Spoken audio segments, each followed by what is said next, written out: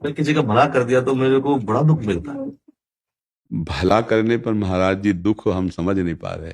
मतलब जैसे किसी ने मेरे को कोई परेशानी बताई, मैंने कह दिया जा तो तो हो जाएगा, ठीक है। हाँ। तो तो उसका तो आप, काम बन गया, लेकिन मेरे को बड़ा दुख का कष्ट भोगना पड़ा। क्योंकि आप खाली हो गए, आप खाली हो गए इसलिए आपको कष्ट भोगना पड़ता है। संतों का तो स्वभाव यही होता है। संत कष्ट क्यों भोगते हैं? तो संतों को फिर इसलिए तो भोगना पड़ता। संत इसीलिए तो महान कहे जाते हैं। वो अपने भजन को, अपने साधन को वो दूसरों की सुख सेवा में बांट देते हैं, दूसरों के दुख को स्वीकार करके उसे सहते हैं। तो संतों की तो महिमा इसी बात की है, पर दुख द्रवई सुसंत पुनीता। संत जन यही करते हैं, जीवन भर कमाते हैं भजन और समाज को देते हैं और उनका दुख भोगते हैं। एक बार एक महापुरुष स्वामी श्री सत्संगानंद जी थे, उनकी पीठ में फोड़ा हुआ, फिर पूरी पीठ सड़ने लगी। तो शिष्यों ने पूछा कि महाराज जी ऐसा कौन सा पाप आ गया, क्योंकि आप तो बड़े सिद्ध पुरुष। तो उन्होंने किसी प्रिय शिष्य का बताया कि ये उसका प्रारब्ध है, वो आया हुआ है और उसको भोग लेते हैं। भाई जी हनुमान प्रसाद पोद्दार जी के जीवन से राधा बाबा का प्रारब्ध। तो संत जन बड़े कृपालु होते थे, जैसे कोई दुखी आया, 2 4 10 दिन दंडवत की सेवा की, इतने में सुखी हो गए, संत प्रसन्न हो गए। बाबा एक कष्ट जाओ, छा उनकी वाणी से निकल के जाओ, ठीक हो जाए, वो तो ठीक हो जाएगा। अब वो आएगा लौट के ऊपर आपके अंदर, या रोग बनेगा या जलन पैदा कर देगा, दो में एक बात होगी। या तो जलन पैदा कर देगा या रोग। और इसीलिए संत जगत पूज्य हैं, इसीलिए तो पूज्य है कि अपने को कष्ट देकर, अपने को मिटाकर वो दूसरे को सजाते हैं। इसीलिए तो उनको सब प्रणाम करते हैं। देखो, प्रणाम करने वाला, संत को भोजन देने वाला, संत को वस्त्र देने वाला, संत की व्यवस्था, ये सब भजन ही तो ले रहे हैं। संतों के पास भगवान केवल बचते, साधना और तपस्या तो सब तो ये संतों का तो प्रभाव और स्वभाव है। अब वो भगवत भजन में निरंतर लगे रहकर वो जगत मंगल करते हैं, इसीलिए तो उन्हें संत कहा गया है, इसीलिए तो उन्हें महात्मा कहा गया है। संसार जो कुछ करता है वो अपने लिए करता है। और सही पूछो तो संतों की प्रत्येक चेष्टा जगत मंगल के लिए है।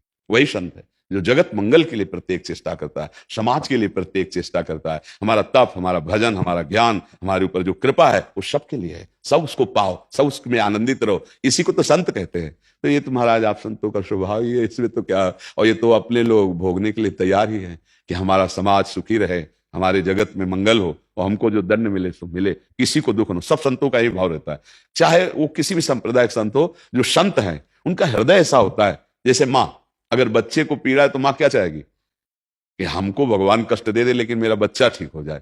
ऐसे संत जल होते, वो ये सोचते कि बस इतने में प्रसन्न हो जाते हैं महाराज। तो बस ये संत ऐसे करुणा में देवता है, वास्तविक जो भगवान के जल है, बस इतने करवद, उनको जल चढ़ाने की भी जरूरत नहीं है। वो केवल हाथ जोड़ने मात्र से करुणा, देखा कि दुखी है, जा भैया, अच्छा। तो वो केवल ऐसे नहीं कह दिए जा भैया, दे दिए। जो बड़े कष्ट से सर्दी गर्मी बरसात सह कर तप कर रहे, वो एक क्षण में तुम्हें, अब तुम्हारा मंगल हुआ, अब उनका फिर लौट के आएगा ला। देखो एक प्रसंग आता है महाप्रभु चैतन्य देव का। जगाई मधाई नाम के दो बड़े ऐसे आचरणहीनता करने वाले, पाप करने वाले जन थे। जब महाप्रभु ने उनको स्वीकार किया तो गंगा जी में खड़े होकर के कहा, संकल्प करो अपने पूरे जीवन के पाप हमें दो।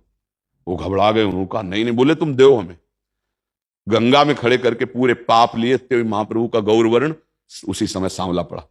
कुछ देर के लिए सबने देखा कि पाप का प्रभाव इतना हुआ कि सांवला पड़ गया, पर तो भगवान के अवतार है साक्षात चैतन्य महाप्रभु, तो अपने लोग तो भगवान के दास, तो प्रभाव पड़ जाएगा।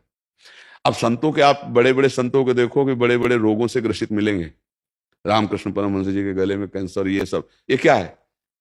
प्रारब्ध भोग उनका। अरे थोड़ा भजन करते हैं तो कर्म मिटाने लगते, पूरा जीवन हो गया भजन करते, उनका कोई प्रारब्ध भोग? वो समाज का एकत्रित करके ले लेते हैं अपने जीवन और बताते नहीं। उदार, ये तो मान लो आपने प्रश्न किया, वो उसको नहीं बताते जिससे ले लिया। उसको पता भी नहीं है कि तुम्हारे माता पिता भी तुम्हें इतना प्यार नहीं करते जितना संत ने कर दिया। तुम्हारे प्रारब्ध का अपहरण कर दिया, प्रारब्ध को स्वयं ले लिया, भोग लिया और तुम्हें निहाल कर दिया। इसीलिए तो संत चरण रज, संत महिमा इतनी प्रसिद्ध है। जो भगवान के सच्चे मार्ग के प्रतीक है, वो जगत मंगल करते हैं। पर अब दुख तो उधर भोगे चाहे इधर भोगे, आएगा तो लौट के है ही है। तो अब अपने लोग बहादुर भगवान के मार्ग के प्रतीक है, इनको भोगते चलें और कमाई करके इनको देते चले। जैसे पिता कमाता है पुत्र आनंद लेता है, ऐसे ही संत जन, सच्ची मानिए, अगर संत हैं तो आप सुरक्षित हैं। नहीं जैसे पापाचरण हो ना, गर्भ हत्या, भ्रूण हत्या, व्यभिचार, पापाचरण, ये विध्वंस कर दे। पर ये जो सच्चे भगवान के संत जन हैं, ये जो अभी विश्व में विराजमान है, भले को देखे या न देखे, उनका जो भजन तप है वो मंगल कर रहा है जगत में। जैसे एक फूल खिलता है ना, उसकी खुशबू होती है ना, तो वो खुशबू हमारी घ्राणेन्द्रिय को पता चलती है, लेकिन असली स्वाद भंवरा लेता है पराग का। ऐसे जो संत जन है उनका लाभ श्रद्धावान लेते हैं। यद्यपि सबका मंगल वो करते हैं, पर लाभ विशेष, जैसे भौरा पराग का लेता है, ऐसे श्रद्धावान लेते हैं।